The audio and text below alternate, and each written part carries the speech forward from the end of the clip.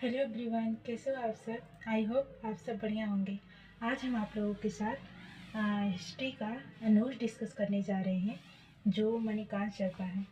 और ये मणिकांत सर, मुझे तो लगता है कि मणिकांत सर हिस्ट्री ऑप्शनल के लिए, यूपीएससी हिस्ट्री के लिए बहुत बहुत बहुत बढ़िया टीचर्स हैं।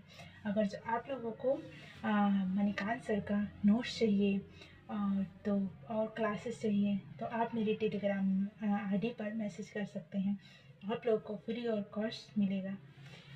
देखिए, हम आज आप लोगों के साथ में डिस्कस करने जा रहे हैं हिस्ट्री का नोट्स जो है। इसमें प्राचीन हिस्ट्री है, मिडवर्बल हिस्ट्री और मॉडर्न हिस्ट्री दोनों है।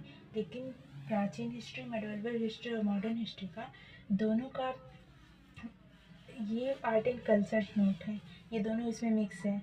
तो हम लोग देखेंगे सर का स्ट्रेटजी, देखेंगे कैसे कैसे आगे क्वेश्चन का रिवाइज कैसे करते हैं, कैसे अपना ट्रिक बताते हैं। तो चलिए आगे बढ़ते हैं।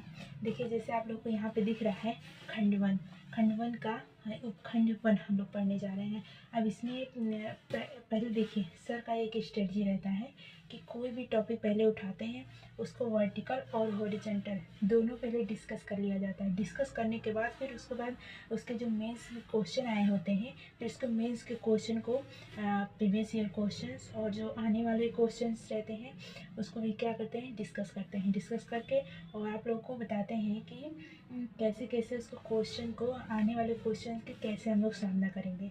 तो हम लोग देखने जा रहे हैं पहले क्या, आज देखते हैं प्राचीन हिस्ट्री। प्राचीन हिस्ट्री का हम लोग देखने जा रहे हैं।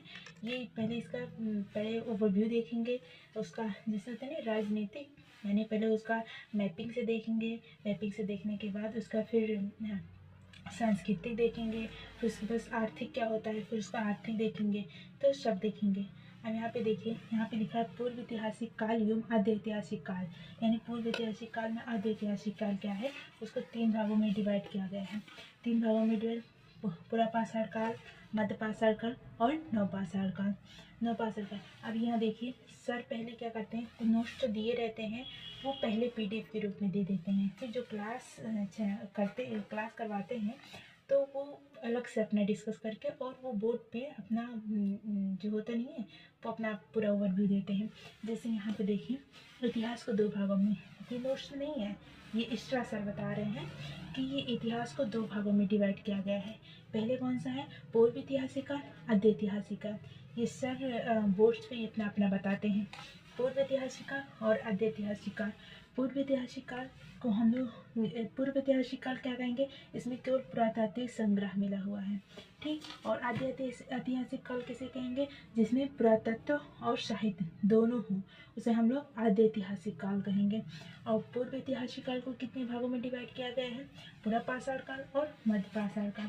और आद्य ऐतिहासिक काल को भी किस में डिवाइड किया गया है, नवपाषाण काल और ताम्रपाषाण काल। ये सर अपने बोर्ड्स में बताते हैं। जो इम्पोर्टेंट पॉइंट रहता है हम भी अपने से नोट्स में लिख लेते हैं ताकि रिवाइज करने में थोड़ा ईजी रहे। तो आप लोग देख सकते हैं, पढ़ सकते हैं। देखिए, बहुत अच्छे से एकदम बताते हैं, सारा चीज़ के एकदम समझा करके क्लास में ही अपना याद करवा देते हैं। यहाँ देखिए, बहुत अच्छे से क्या क्या कारण हुए, उनके पतन का कैसे कैसे कारण हुआ, जलवायु कारण हुआ, तकनीकी विकास इसमें क्या क्या हुआ था।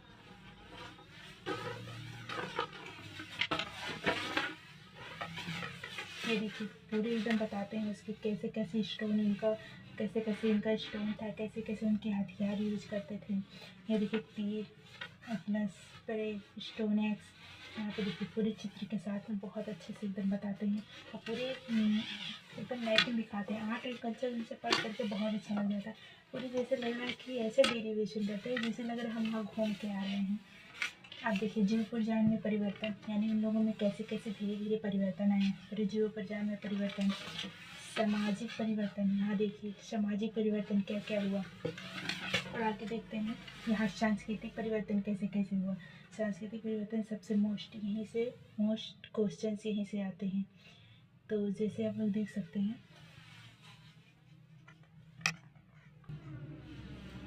तो सांस्कृतिक परिवर्तन में क्या क्या उन लोग का हुआ था। और सांस्कृतिक परिवर्तन में देखिए आपको चित्रकला का विकास, सांस्कृतिक परिवर्तन में चित्रकला का विकास हुआ था। उसमें एकदम बहुत अच्छे से बताते हैं कहाँ से शुरुआत हुआ था, कहाँ से थे। जैसे आप लोग देख सकते हैं यहाँ पे चित्रकला में वैदिक संदर्भ में चित्रकला का विकास पूरा पाषाण काल में ही माना जाता है। यूरोप, ऑस्ट्रेलिया और अफ्रीका आदि महाद्वीपों में चित्र मिले हैं। भारत के संदर्भ में एक दृष्टिकोण यह कहा जाता है कि मध्य प्रदेश में भीमबेटका के कुछ चित्र पूरा पाषाण काल के उत्तरावस्था में जुड़े हुए हैं। कुछ परंतु सामान्य धारणा यह है कि भारत में चित्रकला को स्पर्श साक्ष्य मध्य पाषाण काल में आकर के मिलता है। ये देखिए, जैसे जो इम्पोर्टेंट रहता है ना एकदम पूरा लाइन करवा देते हैं और अपना पहले से ओवरव्यू पूरा देते हैं। जैसे बोर्ड पे पूरा जैसे हो गया मध्य पाषाण का या पूरा पाषाण काल का सांस्कृतिक परिवर्तन और ये सब परिवर्तन पूरा पहले अपना ओवरव्यू देंगे। ओवरव्यू देने के बाद फिर PDF उसको बोर्ड पे उस पर निकालेंगे, निकाल करके फिर एक एक लाइन उसको पढ़ाएंगे, पढ़ा करके फिर उसको समझाएंगे। अगर जो उसमें से एक भी आपको वर्ड समझ में नहीं आता है तो आप पूछ लीजिए। और उनकी एक मुझे मेथड बहुत अच्छा लगता है कि वहाँ पे ये जब क्लास ये करवाते हैं तो क्लास में इनके क्वेश्चंस जो होते हैं वो बहुत अच्छा होता है। क्वेश्चन पूछे और सारे लोगों को अच्छे से क्वेश्चन का डिस्कस बहुत अच्छे से करते हैं। तो यहाँ पे देख लीजिए मध्य पाषाण काल के चित्र कैसे बनाए जाते थे। और मध्य पाषाण काल के जैसे ये होता है ना कि हम क्वेश्चन ना करना चाहें ना तो सर क्वेश्चन करके खुद ही अपना सोचने में मजबूर कर देते हैं कि हाँ ये क्वेश्चन हमें करना चाहिए। तो आगे देख लेते हैं मध्यकालीन चित्रकला के विषय यानी कौन कौन से थे, उनके विषय क्या क्या थे। जैसे देखिए शिकार, आप लोग को दिख नहीं रहा होगा, ये देखिए शिकार के दृश्य, सामूहिक नृत्य, संगीत चित्र, महिलाओं द्वारा खाद्य संग्रह के चित्र, गर्भवती महिलाओं के चित्र, महिलाओं द्वारा अपने शिशुओं को पालने का चित्र। ये मध्य पाषाण काल के इतने सारे चित्र मिले हुए हैं। आगे देखते हैं मध्य पाषाण कालीन चित्रकला के तात्पर्य से क्या तात्पर्य है। आगे देखिए इनके महत्व क्या क्या है, हमें क्या क्या उनके महत्व से मिलते हैं और इनके महत्व में। अब जैसे यहाँ पे देखिए कुछ हिस्ट्री भी बताते हैं तो उसको मैं जैसे पिग्लूनियम ये क्या था, तो ये पत्थर था और इसे क्या अंडे के छिलके से ये बनाया जाता है। तो कितने रंगों का मिक्स किया जाता था, ये 16 रंगों का मिक्स किया जाता था। आगे नेक्स्ट देखते हैं, जैसे देखिए अब इसमें क्या इसमें जो मध्य पाषाण कालीन चित्रकला संदेह बोध यानी उसका कैसे पता चलता है कि हाँ इज द बेस्ट, ये बेस्ट है हमारा मध्यकालीन पाषाण की चित्रकला कैसे बनता है। तो उसमें ये चीज़ का हुआ जैसे मानव के उभार रहा करुणा भाव, उनके चित्रकला में ऐसे दिखता है कि जैसे मानव का उभार रहा है, माता पिता शिशुओं को पालने का दृश्य, शिकार का दृश्य, लय की तलाश, बहुत अच्छे से एकदम रहता है। और आगे आप लोग देख रहे थे, देखिए 2015 के ये प्री का क्वेश्चन से बहुत अच्छे से पहले समझाएंगे, फिर समझा करके फिर अंडरलाइन पर बताएंगे कि हमें ये पूछेंगे पहले कौन सा एक क्वेश्चन का टाइप क्या है। तो उसमें से सब बच्चे अपना बताएंगे कि कौन सा टाइप है कौन सा टाइप नहीं है। फिर उसके बाद देखेंगे कि फिर एक एक लाइन पढ़ करके बताएंगे कैसे हमें इसको शुरुआत करना चाहिए और इसके निष्कर्ष में क्या लिखना चाहिए और इसकी बॉडी में क्या लिखना चाहिए। फिर लिख करके उसे पूरा बताएंगे कि हाँ देखिए ये ऐसे था ऐसे था ऐसे था। आगे देखते हैं भारत में नागरिक सभ्यता का हड़प्पा सभ्यता की तो मतलब जैसे लग रहा है कि हम हड़प्पा तक सभ्यता एकदम घूम के आ रहे हैं। बहुत अच्छे से एकदम बहुत अच्छे से बताते हैं। आगे देखिए जैसे ये हो गया विलक्षण सभ्यता क्यों माना जाता है। अरे अगर जो जैसे होता है ना कि क्वेश्चन अगर दिमाग में ना आए ना तो सर क्वेश्चन करके एकदम बता देते हैं कि हाँ हमें ये चीज़ के बारे में सोचना चाहिए। अब जैसे यहाँ देखिए हमें ऐसे विलक्षण सभ्यता क्यों माना जाता है। विलक्षण सभ्यता के कई कारक हैं जिसे हमें विलक्षण सभ्यता के रूप में स्थापित किए हैं और निश्चय ही इनमें सबसे महत्वपूर्ण कारक है हड़प्पा सभ्यता के उन्नत नगर का योजना। इस पर निम्नलिखित है। अब नगर योजना के बारे में पूरा बताएं। यह देखिए पूरे एकदम दिल्ली की फ़ोटो पे बहुत अच्छे से बताते हैं और सर के जो डिजिटल बोर्ड है उसमें फ़ोटो बहुत अच्छे से जैसा लग रहा है हम वहाँ पे घूम के आ रहे हैं, पूरे अच्छे से एकदम बताते हैं। अंडरलाइन भी कराते हैं, देखिए पूरे चित्र के साथ में बताते हैं। देखिए धौलावीरा का फिर ये 2014 में UPSC के 2014 में आया हुआ क्वेश्चन है। सिंधु घाटी सभ्यता के नागरिक योजना और संस्कृत में किस सीमा तक वर्तमान युगीन नगरीकरण को निवेश द्वारा प्रदान के चर्चा कीजिए। ये देखिए बहुत अच्छे से एकदम बताते हैं, पूरे एकदम पूरा क्वेश्चन देंगे, पहले उसको बताएंगे, उसका निष्कर्ष बताएंगे, प्रस्तावना बताएंगे, फिर उसकी बॉडी में क्या लिखना है वो बताएंगे। अब इधर संस्कृत धर्म क्या है पूरी एकदम कहानी की तरह बताते हैं, उसके जोड़ करके उसके जो लेखक कहानी लिखे रहते हैं वो भी बताते हैं। बहुत अच्छे से ये देखिए चित्र दिखाए हैं, पशुपति किसी की मूर्ति पूरे चित्र के बताए हैं, पूरे एकदम बहुत अच्छा पढ़ाते हैं, एकदम बेस्ट टीचर। यहाँ देखिए मोहनजोदड़ो में पुरोहित नर्तकी की मूर्ति बहुत अच्छे से एकदम बताते हैं, बहुत अच्छे से। और देखिए कुछ एक्स्ट्रा पॉइंट जैसे ये बताते हैं हड़प्पा सभ्यता एक होते नहीं है, 1 लाइनर में आ जाता है 1 डे एग्जाम में, तो ये है कि हड़प्पा सभ्यता को किसने खोजा था, तो दयाराम साहनी कितना 1921 में, और मोहनजोदड़ो की राखालदास बनर्जी 1922 में। और भारतीय पुरातत्व विभाग के जन्मदाता किसे कहा जाता है, तो अलेक्जेंडर से कनिंघम को कहा जाता है। भारतीय पुरातत्व की नींव किसने रखा, तो कौन से अंग्रेज ने लिखा था, लॉर्ड कर्जन ने रखे थे। तो ये वनडे एग्जाम के लिए भी हो जाता है, बहुत अच्छे से बताते हैं। आगे देखते हैं, ये देखिए मेरा अपने शौक से मैंने देखा था, बहुत अच्छा था, तो मैंने इसे प्रिंट आउट निकाल लिया था, निकाल कर बहुत अच्छे से थे। इनका विस्तार कहाँ कहाँ कैसे है, हड़प्पा सभ्यता का विस्तार कैसे कहाँ कहाँ क्या चीज़ है, बहुत अच्छे से एकदम मस्त, बहुत अच्छा है। ये देखिए होता नहीं है, हिस्ट्री में मेरा पहले मन नहीं लगता था, जब से सर का क्लास कर लिए हैं बहुत अच्छे से मन लगता है। यह देखिए विस्तार कैसे था, त्रिकोणीय है ना, पूछा जाता है हड़प्पा सभ्यता का विस्तार, सिंधु घाटी सभ्यता का विस्तार चतुर्भुज है, त्रिकोणीय है, कैसा है, तो आप लोग देख सकते हैं कि कैसा है, 3 कोण का है ना।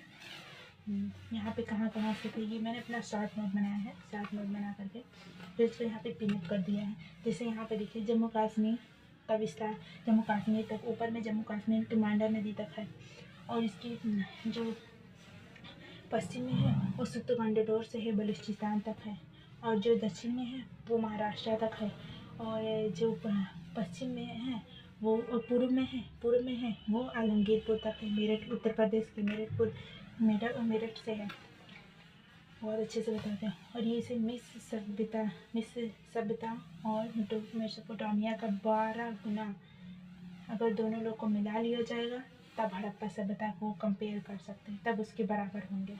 और देखिए त्रिभुजाकार है, इसकी क्षेत्रफल कितना है, कितना क्षेत्रफल है, 12,910.666 किलोमीटर तक नहीं होता है। और इसकी लंबाई कितनी है, 14, इसकी चौड़ाई कितनी है, 1600 किलोमीटर है। और इसकी खोज किसने किया था, ये देखिए ये विंडो डिजाइन के लिए बहुत अच्छा है। देखिए हड़प्पा कालीन स्थल कौन कौन सा, अफगानिस्तान से कौन कौन से मिले हैं, 2 मिले हैं, सुतबुई और मांडलिकाब मिले हैं। पाकिस्तान क्या क्या मिले हैं, सिंध मिले हैं, पंजाब मिले हैं, बलूचिस्तान मिले हैं। ये मेरा अपना नोट है, मैंने अलग से अपना इसमें प्रिंट किया है। देखिए भारत में कौन कौन से हैं, जैसे जम्मू कश्मीर हो गया, और इसमें जम्मू कश्मीर में कौन सा स्थान है, ये मांडा है, इसमें सबसे उत्तरी स्थल कहाँ, ये सबसे उत्तरी स्थल है, और ये किस नदी के किनारे है, चिनाब नदी के किनारे है। यहाँ पे देख सकते हैं भारत में और पंजाब मिला है, पंजाब का कौन सा स्थान है, रूपनगर है, और रूपनगर में एक रोपड़ है, रोपड़ में ये किस नदी के किनारे है, सतलुज। और किसने खोज किया था, यज्ञदत्त शर्मा ने किए थे, ठीक। और इसमें रोपड़ से क्या मिला हुआ है, मनुष्य के साथ पालतू कुत्ते की डेड बॉडी मिला हुआ है। हरियाणा के बनावली से मिला हुआ है, बनावली राखीगढ़ी, और क्या है भगवानपुर। अब यहाँ पे आप लोग देख सकते हैं कि राखीगढ़ी कौन सी नदी के, ये बहुत पूछा जाता है, राखीगढ़ी कौन सी नदी के किनारे हैं, तो ये कौन सी किनारे, घग्गर नदी के किनारे हैं। और आगे देखते हैं, और ये बनावली से क्या क्या मिले हैं, बनावली से मिट्टी के हल मिले हैं, बैलगाड़ी के खिलौने मिले हैं। राखीगढ़ी से क्या मिले, सबसे बड़ा नगर मिला है। और भगवानपुर से सबसे महत्वपूर्ण स्थायी स्थल है जो सबसे बड़ा है, मोहनजोदड़ो है। राजस्थान के कालीबंगा है, और ये कालीबंगा का वो इसका शाब्दिक अर्थ क्या होता है, ये काली चूड़िया होता है शाब्दिक अर्थ। और इसमें क्या क्या मिले हुए हैं, जुते हुए खेत मिले हैं, और क्या मिले हैं, अग्निकुंड मिला हुआ है। उत्तर प्रदेश का अपना आलिमगढ़ से क्या मिला है, आलिमगढ़ से सबसे पूर्वी स्थल है आलिमगढ़। महाराष्ट्र दानाबाद सबसे दक्षिणी स्थल है, किस नदी के किनारे है, गोदावरी नदी के किनारे के हैं। और सबसे पूछा जाता है कि हड़प्पा कालीन भारत के कौन सा ऐसा स्थान है जो सबसे ज़्यादा जहाँ से मिले हैं, तो सबसे ज़्यादा कौन क्या मिला है, सबसे ज़्यादा मिले हैं गुजरात से। क्या क्या मिला है, क्या क्या मिला है यहाँ पे, यहाँ पे देखिए ये भोगवा लोथल नदी, पहले लोथल स्थल है जो ये भोगवा नदी के किनारे है, और भोगवा नदी के किनारे है ये सबसे बड़ा बंदरगाह, बेस्ट बंदरगाह माना जाता था हड़प्पा कालीन का। धौलावीरा है, सुतकांडीडोर है, ठीक।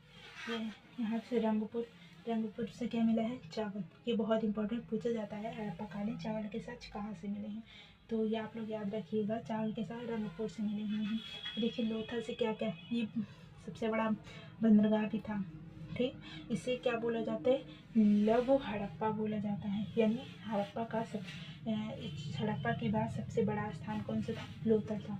और ये अग्निकुंड है, मिला है, चावल के साथ मिले हुए हैं। और सबसे बड़ा व्यवस्थित नगर है धौलीवीरा, ठीक। इसे धौलीवीरा को किस नाम से जानते हैं, इसे सफ़ेद कुआं बोलते हैं, धौलीवीरा को सफ़ेद कुआं बोलते हैं। जैसे आप लोग ऊपर देखे हैं अभी कालीबंगा को क्या काली चूड़ियाँ कहते थे, वैसे धौलावीरा को सफ़ेद कुआं बोलते हैं। और सुतकांडीडोर है, सुतकोटदा है इसको खोज कौन किए थे, जोशी किए थे, और कब किए थे, 1964 में किए थे। और इसमें इनसे पूछा जाता है कि हाँ घोड़े के अवशेष कहाँ से मिले हैं, तो बहुत इंपॉर्टेंट है, घोड़े के अवशेष कहाँ मिले हैं, ये घोड़े के अवशेष यहीं अपना गुजरात से मिला हुआ है। मात्र एक ही ऐसी जगह है जहाँ की घोड़े के अवशेष मिले हुए हैं। आप लोग देख सकते हैं भारत में कितने कितने स्थान मिले हैं। चलिए आगे देखते हैं। देखिए बहुत सा मध्यकालीन स्थल कौन कौन से हैं, ये मुझे तो सबसे अच्छा यही लगता है। यहाँ पे देखिए कितने अच्छा स्नानागार बहुत अच्छे से बनाए हैं, ये देखिए पूरा बहुत अच्छे से स्नानागार, एकदम सीढ़ी से उतरने वाला बनाया है, सीढ़ी से चढ़ने वाला बनाया है, बहुत अच्छे से। ये विशेष अवसर पर इसका प्रयोग किया जाता था, जैसे कोई पूजा होता था तो यहाँ पे आते थे सब लोग, नहाने के लिए आते थे। और इसमें पानी निकालने के लिए क्या पानी नाली बना हुआ था, इसमें पानी इसको चेंज भी किया जाता था पानी। यहाँ देखिए सभागार था जहाँ पे सब लोग अपना सब लोग मिल करके सभाएं करते थे, बहुत अच्छे से। ये देखिए कुएं के लगभग हर घर में कुआं मिलता था, जो मैक्सिमम अमीर लोगों को यहाँ होता था। यहाँ देखिए ये कुआं। आगे देखते हैं, बहुत अच्छा नोट्स बनाते हैं सर। अभी तो ये बस ऐसे ही है, आगे देखते हैं। ये देखिए नवपाषाण काल के स्थल कौन कौन से हैं, ये मैंने नोट्स लगाए हैं।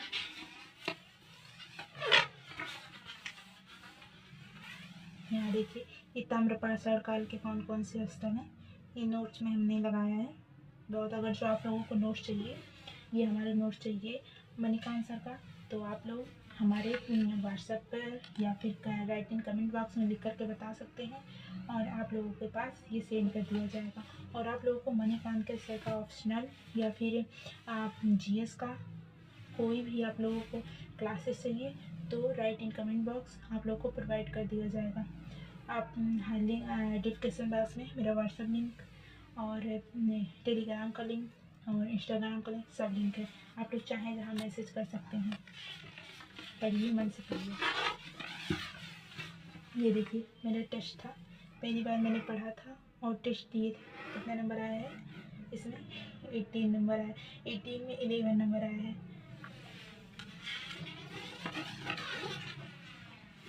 आगे देखते हैं, ये हमारा खत्म हो गया। अब पार्ट 2 खंड 2 में हम लोग पहुँचने वाले हैं। खंड 2 में पहले सर्कल स्ट्रेटजी देखिए कैसे कैसे बना है। सर्कल स्ट्रेटजी खंड 2 में पहले देखिए, इसमें क्या है, वैदिक काल। वैदिक काल को इसके टाइम पीरियड पहले सबको डिवाइड करते हैं, डिवाइड करके फिर इसका परिवर्तन देखते हैं कैसे कैसे हुआ। पहले हम लोग राजनीतिक चीज़ें देख ली जाएंगी, राजनीतिक चीज़ें कैसे कैसे हैं इनके बारे में तो हल्का हल्का डिस्कस कर लिया जाएगा। किसका विस्तार कहाँ से है, कौन सा राजा कैसे हुआ, कैसे नहीं हुआ, कैसे गद्दी पे बैठे, क्या हुआ, ये पहले डिस्कस कर लिया जाएगा। फिर उसके बाद उनके परिवर्तन देखा जाएगा, राजनीतिक परिवर्तन क्या हुआ। राजनीतिक परिवर्तन में क्या, राज, साम्राज्य, राजवंश एवं शासक व प्रशासनिक संरचना, ये राजनीतिक स्थिति में इनका देखा जाएगा। फिर आर्थिक स्थिति में कैसे कहते थे, इनके शिल्प उद्योग क्या था, व्यापार क्या था, मौद्रिक लेन देन का और नवीकरण का क्या था, ये इसमें आर्थिक में पढ़ा जाएगा। फिर सामाजिक में देखा जाएगा, वर्ण व्यवस्था कैसी थी, जाति व्यवस्था कैसी थी, महिलाओं की क्या स्थिति थी, शूद्र एवं अछूत की दशा कैसी थी। सांस्कृतिक में देखेंगे धर्म दर्शन भाषा सहित कला, स्थापत्य कला, मूर्ति कला, चित्रकला और नृत्यकला एवं विज्ञान एवं प्रौद्योगिकी। यानी मतलब कहते हैं ना, पहले एक बार वर्टिकल डिस्कस कर लेते हैं, फिर एक बार हॉरिजॉन्टल डिस्कस करते हैं, और ऐसे में कहते हैं ना सब पॉइंट कवर हो जाता है। और पहले तो सर पहले एक का स्टोरी के बेस बताते हैं, स्टोरी के बेस पता चल जाता है तो ये होता है ना कि आप पहले ऐसे किए थे तो उनके जो लड़के आए वो उसमें क्या चेंजेस किए, उनके जो लड़के आए तो फिर वो क्या चेंजेस किए, ये होता है। और यहाँ पे आप लोग देख सकते हैं, इसमें बताते हैं कि किस पे कौन से किसके अंडर क्या आता है। जैसे एक आता है स्थिति, उसमें आर्थिक आता है, उसके अंडर आता है, फिर उसका संस्कृत आता है, फिर सामाजिक आता है, राजनीति में सारे आ जाते हैं। फिर दूसरी स्थिति क्या बनती है, एक सांस्कृतिक होता है मेन बिंदु पे, फिर उसका सामाजिक होता है, फिर आर्थिक होता है, फिर राजनीतिक होता है, यानी राजनीति के अंतर्गत सब आ जाते हैं। अब हम लोग आगे देखते हैं, जैसे कि आप लोग देख लीजिए, स्टार्टिंग करते हैं सर। अभी तो बस ऐसे है कि आप लोग को ओवरव्यू हम दे रहे हैं, आप लोग को नोट्स चाहिए तो राइट इन कमेंट बॉक्स, और आप लोगों को हमारी डिस्कस अच्छी लगे तो प्लीज़ लाइक एंड सब्सक्राइब के। यहाँ पे देखिए, वैदिक काल के राजपूत वंश और शासक, ये तो ठीक है कि सर राजवंश के बारे में डिस्कस करते हैं, लेकिन उनका एक और है कि वो मैप निकालते हैं, मैप निकाल करके मैप में बताते हैं कहाँ से किसकी लड़ाई हुई, कहाँ से क्या हुआ, कहाँ से वो विस्तार किया, कहाँ से थे। अब आप लोग यहाँ पे देख सकते हैं, पाकिस्तान है, पंजाब है। अब ये मतलब पूरे एकदम अच्छे से बताते हैं कि कहाँ से किसके क्या हुआ था, उनका विस्तार पहले कहाँ से थे, कहाँ वो लोग आए, कहाँ से गए, क्यों गए, किधर पहाड़ियाँ कहाँ हैं, सुलेमान पहाड़ियाँ कहाँ हैं, ये इधर से क्यों आ रहे थे, इधर से क्यों नहीं आ रहे थे, मतलब पूरा एकदम अच्छे से डिस्कस करते हैं। ये देखिए आर्य शब्द क्या है, पूरे अच्छे से बताते हैं, और ये अपने राइटिंग में लिखे हैं तो इसको हम भी अपने नोट्स में अपना डिस्कस कर लिए हैं। जैसे ऋग्वेद, सिंधु नदी के चर्चा की गई सबसे अधिक बार, ऋग्वेद में सिंधु नदी की पूछा जाता है, क्वेश्चन पूछते हैं फिर में पीसीएस में तो 2 बार आ चुका है कि ऋग्वेद में और किस नदी की चर्चा सबसे अधिक बार की गई है, तो ऑप्शन है सिंधु नदी के बारे में सबसे अधिक चर्चा की गई है। और झेलम को क्या कहते हैं, ऋग्वेद में वितस्ता कहते थे, चिनाब को क्या कहते हैं, अस्किनी कहते थे, रावि को परिश्रणी कहते हैं, शतरुष को शत्रुद्ध कहते हैं, व्यास को क्या कहते हैं, विपाशा कहते थे। ये है, ये तो सर ओनली ऐसे डिस्कस कर देते हैं तो इसको लिख लेते हैं। यहाँ पे देखिए बहुत अच्छे से एकदम बताया है कि बुद्ध काल तथा महाजनपद कौन कौन से थे, महाजनपद कौन कौन से थे, तो बहुत अच्छे से एकदम बताया है। महाजनपद अम्बोज हो गया, गंधार हो गया, मत्स्य हो गया, अरु हो गया, पंचाल हो गया, सूरसेन हो गया, कैलाश कौशल हो गया, मत्स्य हो गया, चिदी हो गया, मगध हो गया, अंग हो गया, मल्ल हो गया, वजीर हो गया, अस्मक हो गया। ये तो मतलब पूरे अच्छे से बताया, तो मुझे तो ऐसे याद हो गया, पूरे 16 जनपद कभी नहीं याद होता है। बस हाँ, ये मैप में होता है ना तो मैप में बन जाता है, आंखें बंद करो मैप पूरे दिखते हैं। ये देखिए पूरे, और ये ठीक है उस वैसे नहीं याद होता है, ये ट्रिक के साथ में भी बताए हुए हैं सर। ये देखिए बहुत अच्छे से पूरे एकदम बहुत अच्छे से बिंबिसार क्या हुआ, फिर अजातशत्रु क्या हुआ, फिर अजातशत्रु के बारे में क्या क्या चीज़ें आप लोग देख सकते हैं। जो इम्पोर्टेंट पॉइंट होता है वो लिख पाते भी हैं बहुत अच्छे से एकदम।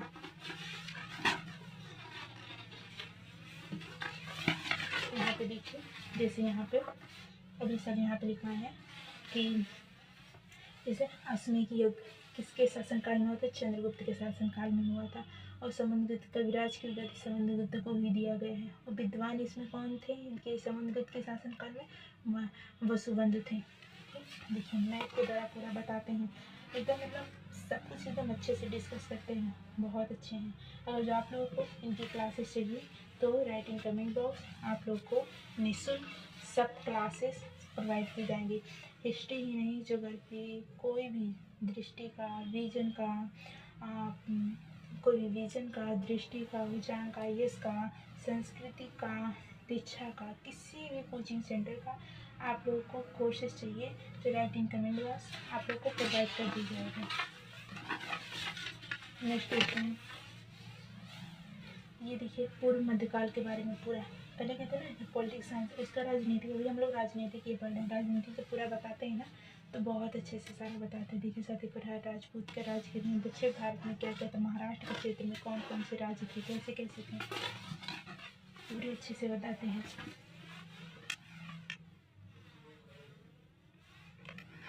आगे देखते हैं, यहाँ पे वैदिक काल के पूर्व मध्यकाल के आर्थिक स्थिति। अब देखिए हम लोग राजनीतिक पढ़ चुके हैं ना, अब पढ़ने क्या जा रहे हैं, उसकी राजनीतिक स्थिति, उसकी आर्थिक स्थिति। आर्थिक स्थिति में क्या पढ़ेंगे, वैदिक काल का आर्थिक स्थिति पढ़ेंगे।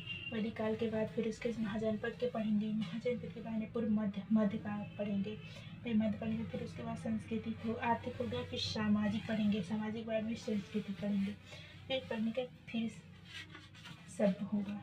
ठीक, अब यहाँ पे देखिए कितने अच्छे से सब बताए हैं, बहुत अच्छे से सब बताते हैं, तो देख सकते हैं। अब देखिए यहाँ पे सामाजिक परिवर्तन क्या क्या चीज़ हुई है, फिर सारे राजाओं के बारे में, गुप्त के बारे में, सारे देख सकते हैं आप।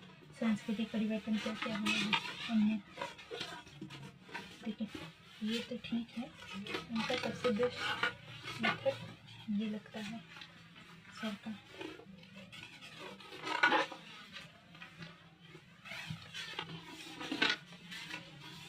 देखिए ये स्ट्रक्चर बहुत ही अच्छे से बताते हैं सर, एकदम बहुत अच्छे से।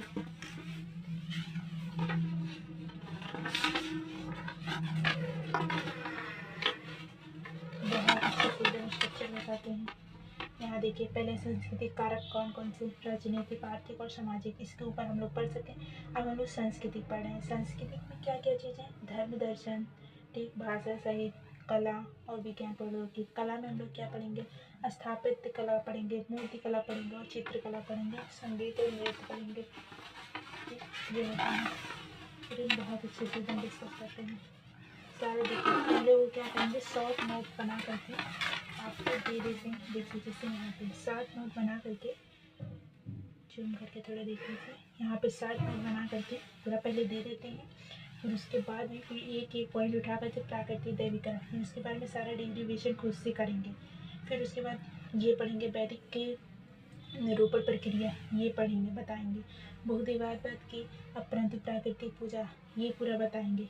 फिर इसके बाद एक एक करके डिस्कस करके फिर नोट्स उठाएंगे, नोट्स उठा करके फिर उसके सारे से फिर उसके बारी बारी से सारा डिस्कस करेंगे। देखिए बहुत अच्छे से सारे डिस्कस करते हैं।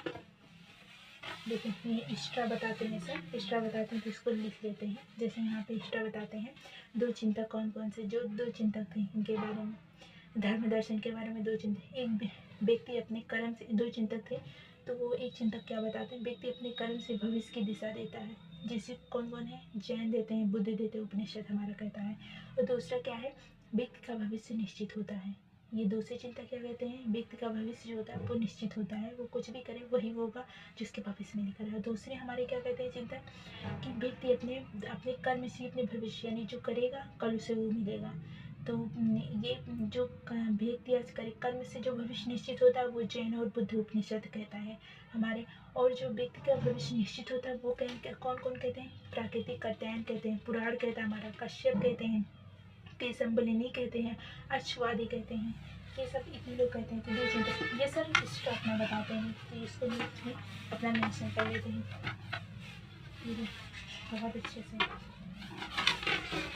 ये देखिए बहुत अच्छे से इसको बताते हैं। एकता का प्रयास कैसे, एकदम पहले शॉर्ट नोट बना देते हैं बहुत अच्छे से। मौर्य काल में धार्मिक पंथों की विविधता क्या क्या थी, ब्राह्मण भी थे, बौद्ध थे, जैन थे, आजीवक थे, पंथ थे। और एकता का प्रयास कौन के थे, सबसे ज़्यादा अशोक के थे। अशोक के धर्म से ही इनको मिलता है। और अशोक का जो धर्म था वो कैसे था, संस्कृत था। उनके धर्म क्या था, पानी में था। इसमें देखिए इतनी चीज़ मिलते हैं बहुत अच्छे से, हर चीज़ में। पहले से उत्तर भारत का देखिए 7 नोट में कितने अच्छे से बताते हैं। उत्तर भारत के तंत्रवाद, पंथनाथ, फिर पूर्वी थे। फिर पंथनाथ में कौन थे, धार्मिक थे, सामाजिक आंदोलन थे, पूर्वी पालों के अधीन थे। ये पूरा अच्छे से डिस्कस करते हैं। आप लोग के में देखना, ये देखिए यहाँ पे सर एकदम क्वेश्चन का डिस्कस करने, मन से क्वेश्चन से लिखवाते हैं, आते हैं। ये देखिए प्राचीन काल में हिंदू धर्म के विकास में विविधता, यहाँ देखिए प्राचीन काल में हिंदू धर्म के विकास, विविधता, एकता एवं जनतंत्र उदाहरण है। टिप्पणी कीजिए 270 शब्द में। ये अपना देते हैं, बताते हैं कि कैसे कैसे लिखना है, कैसे नहीं लिखना है, हमें क्या चीज़ करना है, क्या चीज़ नहीं करना है। जैसे जिसे हमें हिंदू धर्म के नाम से जानते हैं, उसकी दो प्रमुख विशेषताएं हैं। प्रथम, यह किसी भी एक काल की विकसित नहीं हुई है आपत, या सदियों से कर्मिक विकास का परिणाम है। दूसरा, यह कोई एक विशिष्ट धार्मिक पंथ ही नहीं दर्शाता है और ना ही इसमें कोई विशिष्ट कार्यप्रणाली है। तो ये अपना बता देते हैं कि जैसे आप लोग स्टार्टिंग ये करिए, स्टार्टिंग ये प्रस्तावना बता देते हैं, फिर उसकी बॉडी बता देते हैं, और जैसे निष्कर्ष में क्या हमें लिखना है वो बता देते हैं। फिर उसके बाद स्वयं लिख करके फिर नेक्स्ट दिन भी पूछते हैं क्या आप लोगों ने किया है। अगर जहाँ हेल्प की ज़रूरत होती है फिर भी बताते हैं। अब जैसे यहाँ देखिए, भाषा साहित्य का विकास। भाषा साहित्य के विकास में क्या क्या चीज़ है, कैसे इनका भाषा साहित्य का विकास हुआ, यहाँ आप लोग देख सकते हैं। भाषा साहित्य का विकास कहते हुए उत्तर भारत है, यहाँ आर्य भाषा के समूह है। संस्कृत है, प्रथम सांस्कृतिक है, द्वितीय प्राकृतिक है, और तृतीय प्राकृतिक का भ्रंश में हुआ। आधुनिक भाषाएं ये चूज हुआ। बहुत अच्छे से एकदम बताते हैं, शॉर्ट ट्रिक से रिविजन करने में भी आसान है। या देखिए, वो बहुत अच्छे से एकदम मस्त आप लोग देख लेंगे ना, एकदम गजब, बहुत अच्छे से बताते हैं। आप लोग को नोट्स चाहिए तो please write in comment box. Okay, देखिए बहुत अच्छे से एकदम डिस्कस करते हैं, एकदम बहुत बढ़िया। या देखिए, 60 नोट कितने अच्छे से बताए हैं। यहाँ बताइए, मौर्य काल का क्या मूल उत्प्रेरण क्या था, बौद्ध धर्म था। मौर्य काल हमारा किससे था, उसका मूल उत्प्रेरण क्या था, ये क्वेश्चन पूछा जाता है। मौर्य काल का उत्प्रेरण क्या था, बौद्ध धर्म था। ठीक है, थैंक्स फॉर वॉचिंग। और आगे नेक्स्ट में आप लोग, अगर आप लोग को कोर्सेज चाहिए तो आप लोग right in comment box. Thanks for watching, धन्यवाद।